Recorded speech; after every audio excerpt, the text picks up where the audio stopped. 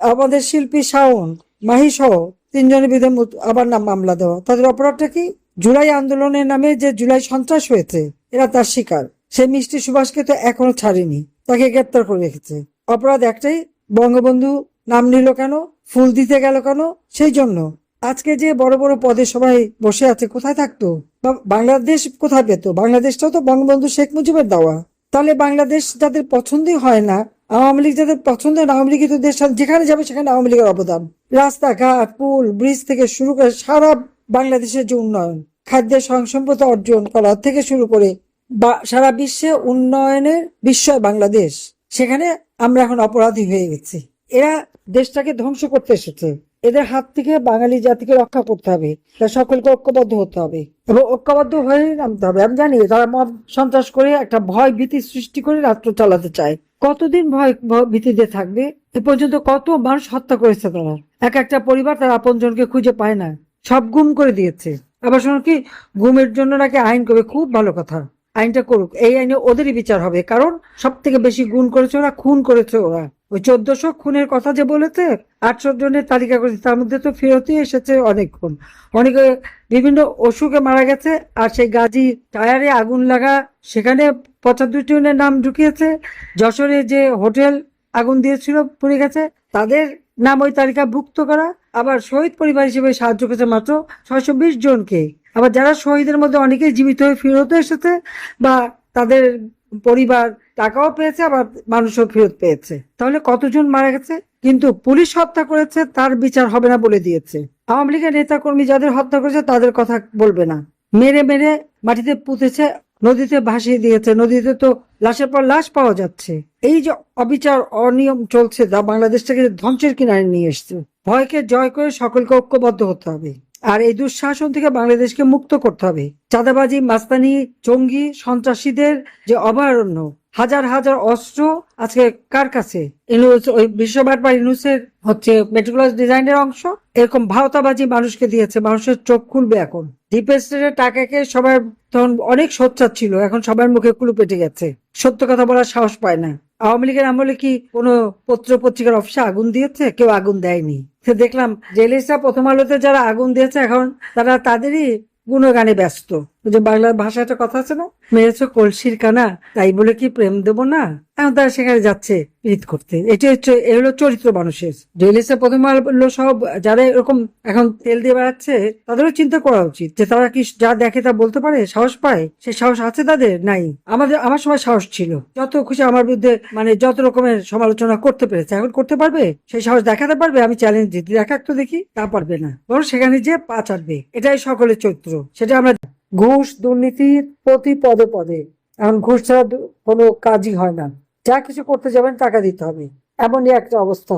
আর ঘরেও নিরাপত্তা নেই, রাস্তায়ও নিরাপত্তা নেই। দেশবাসী চরম নিরাপত্তাহীনতায় ভুগছে এবং জুলুম, অত্যাচার, নির্যাতন, ঘর বাড়ি লুটপাট। একটা ইউনিয়ন, আমাদের ইউনিয়নের নেতাকর্মীর বাড়ি পর্যন্ত পুড়িয়ে দেওয়া হচ্ছে, লুটপাট করা হচ্ছে। আওয়ামী লীগ নিষিদ্ধ করবার কোনো অধিকার তাদের নেই, কারণ তারা অবৈধ ক্ষমতা দখলকারী এবং সান্ধ্য ভোটে ক্ষমতা আসেন। আওয়ামী লীগ জনগণের ভোটে নির্বাচিত। আওয়ামী লীগের দেশের স্বাধীনতা এনেছে। বাংলাদেশের ইতিহাসের সাথে আওয়ামী লীগের ইতিহাস ওতপ্রোতভাবে জড়িত। বাংলাদেশের মানুষের আর্থসামাজিক উন্নয়নের সাথে আওয়ামী লীগ সম্পৃক্ত। একমাত্র আওয়ামী লীগ ক্ষমতা গেলেই মানুষের ভাগ্য পরিবর্তন হয়। একমাত্র আওয়ামী লীগ ক্ষমতা থাকলে দেশের উন্নতি হয়, মানুষের জীবনে শান্তি, নিরাপত্তা ফিরে আসে। জঙ্গি, সন্ত্রাসী, চুরি, ডাকাতি থেকে মানুষ মুক্ত জীবন পায়। ব্যবসা বাণিজ্য, বেচা কেনা সবকিছু শান্তিতে করতে পারে। আজকে আমাদের হাজার হাজার নেতাকর্মী বন্দী, সকল রাজবন্দীদের মুক্তি দিতে হবে। আওয়ামী লীগের উপর থেকে নিষিদ্ধ প্রত্যাহার করতে হবে। দেশের মানুষের জীবনে শান্তি, নিরাপত্তা দিতে হবে। এবং এই যে 7 খুন, এর বিচার যদি না করে, এই খুনি সরকারকে পদত্যাগ করতে হবে। কাজে এই বলে আপনাদেরকে আমি অনুরোধ করবো যে আপনারা এই বিষয়গুলি নিয়ে বিশ্বের জনমত গড়ে তোলেন। যাই না কেন এত ঘটনা ঘটে যাচ্ছে, কবরের শান্তি বাংলাদেশে এখন, কিন্তু বিশ্বের সবার জন্য একটা নিশ্চুপ। কেন? আওয়ামী লীগের আমলে সবাই এত সোচ্চার ছিল, এখন সকলের মুখে কেন এরকম ক্লু পেটে গেল? আমি জানি না, সবাই একটা এরকম নিশ্চুপ হয়ে গেল কেন? নিশ্চুপ হলো কিসের জন্য, সেটা আমার প্রশ্ন। এখন কি আন্তর্জাতিক বিবেক জেগে ওঠে না? এত খুন খারাপি, রক্ত, লাশের পর লাশ যাচ্ছে, কবরে লাশ, পুকুরে লাশ, জঙ্গলে লাশ, সংখ্যালঘু সম্প্রদায় পথে নিহত নির্যাতিত সেই দিনও জঙ্গলের মধ্যে সেই সংখ্যালঘু মেয়েকে রেপ করে ফেলে রেখে গেছে, ঘরের মধ্যে ঢুকে স্বামীকে বেঁধে রেখে তাকে রেপ করে, সেই ছবি তুলে আবার ভিডিও পাঠায়। তো যারা করে, যারা মারে, তা তো দেখাই যাচ্ছে। তো এখন বিশ্ব বিবেক কোথায়, সেটা আমার প্রশ্ন। এখন সেই সাংবাদিকরা কই, সে বুদ্ধিজীবীরা কই? আমাদের বাংলাদেশে যারা, তারাই বা নিশ্চুপ কেন? আমরা তো সবার জন্য সবকিছু মুক্ত ছিল, সমালোচনা সবকিছুই করতে পারতো, এখন পারে না কিসের জন্য? এখন নাকি গণতন্ত্রের জামাত, যারা যুদ্ধ অপরাধী, 1971 সালে যারা আমাদের মা বোনকে পাকিস্তানি হানাদার বাহিনীর কাছে তুলে দিয়েছে, যারা গ্রামের পর গ্রাম জ্বালিয়েছে, যারা লুটপাট করেছে, যারা গণহত্যা চালিয়েছে, যাদের বিচার জাতির পিতা শুরু করেছিলেন, যারা কারাগারে বন্দী ছিল 11,000, জিয়াউর রহমান তাদেরকে ছেড়ে দেয়, মন্ত্রী এমপির মর্যাদা দেয়, সমস্ত বিচার বন্ধ করে। এখনো তারা ওই বিএনপিরই বি টিম হিসেবে কাজ করে। আজকে সবচেয়ে দুর্ভাগ্যের বিষয়, ইউনূস আওয়ামী লীগকে ব্যান করে দিল। আপনারাই বলেন যে ইউনূস অবৈধ ক্ষমতা দখলকারী, সে সংবিধান মেনে আসে নাই, তাহলে আওয়ামী লীগকে ব্যান করার তার কোনো অধিকার আছে কি না? তার কোনো অধিকার নাই, কারণ আওয়ামী লীগ তো জনগণের ভোটে নির্বাচিত, বারবার নির্বাচন ঠেকানোর চক্রান্ত করেছে। জনগণ আমাদের ভোট দিয়েছে, আমরা জনগণের সেবা করেছি। 2009 সাল থেকে 24 সাল পর্যন্ত বাংলাদেশ উন্নয়নশীল দেশের মর্যাদা পেয়েছে। হ্যাঁ, আজকে আমরা কি দেখি? সবথেকে দুঃখের বিষয় যে আমাদের একটা সংবিধান আছে, এই সংবিধানের 36 অনুচ্ছেদে সমাবেশ করবার অধিকার জনগণকে দিয়েছে। এই সংবিধানে সংগঠন করবার অধিকার 37 অনুচ্ছেদে সংগঠন করবার অধিকার আছে, সমাবেশ করার অধিকার আছে। মিছিল করলো কেন?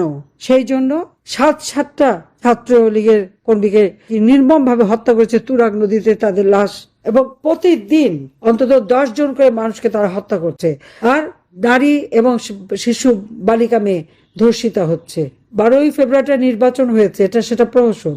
সে নির্বাচন তো 12ই ফেব্রুয়ারি না, 11 ফেব্রুয়ারি সন্ধ্যার সময় হয়ে গেছে। শান্ত ভোটে নির্বাচিত তারেক বিশ্ব বাটপাড়ের সঙ্গে, যে নাকি গ্রেনেড হামলাকারী, 10টা অস্ত্র চোরাকারবারী, 500 জায়গায় বোমা হামলাকারী, সেই জেএমবি সন্ত্রাসী জঙ্গি সংগঠন যার দোসর, আজকে ক্ষমতা সে বসে আছে। ফলে বাংলাদেশ সেই আগস্ট মাস থেকে, জুলাই মাস থেকে নিয়ে এই পর্যন্ত, সেই 8ই আগস্ট থেকে এই পর্যন্ত সন্ত্রাসের অভয়ারণ্য। কারণ সব কারাগার থেকে সন্ত্রাস ছেড়ে আওয়ামী লীগের নেতাকর্মী কারাগারে বন্দী, মানবেত জীবনযাপন করছে। কারাগারে একের পর এক আমাদের নেতাদেরকে হত্যা করে যাচ্ছে এবং তাদের বিরুদ্ধে মিথ্যা মামলা দিয়ে সাজানো মামলা দিয়ে তাদেরকে শাস্তি দেওয়া, তাদেরকে ফাঁসি দেওয়ার চক্রান্ত করে যাচ্ছে।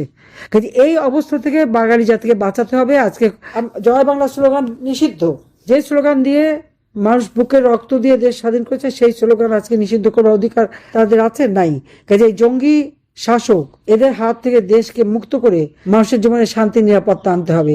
দেশের ভিতরে যখনই আমাদের নেতাকর্মীরা রাস্তা নামে, তাদেরকে প্রকাশ্য দিবালোকে কুপিয়ে হত্যা করে, আমাদেরকে ঐক্যবদ্ধ হতে হবে, জনতার পাশে দাঁড়াতে হবে, জনগণের কথা বলতে হবে এবং জনগণের অধিকার প্রতিষ্ঠার জন্য আমাদের যা যা করা তা করণীয় সেটা আমাদের করতে হবে এবং সকলে ঐক্যবদ্ধ হয়ে সেইভাবেই দেশকে এই জঙ্গিদের হাত থেকে, এই জামাত শিবিরদের হাত থেকে দেশকে রক্ষা করবার জন্য সকল লক্ষ্য। আওয়ামী লীগ দেশের মানুষকে মুক্ত করেছে, আওয়ামী লীগ দেশের মানুষকে অর্থনৈতিক মুক্তি দিয়েছে।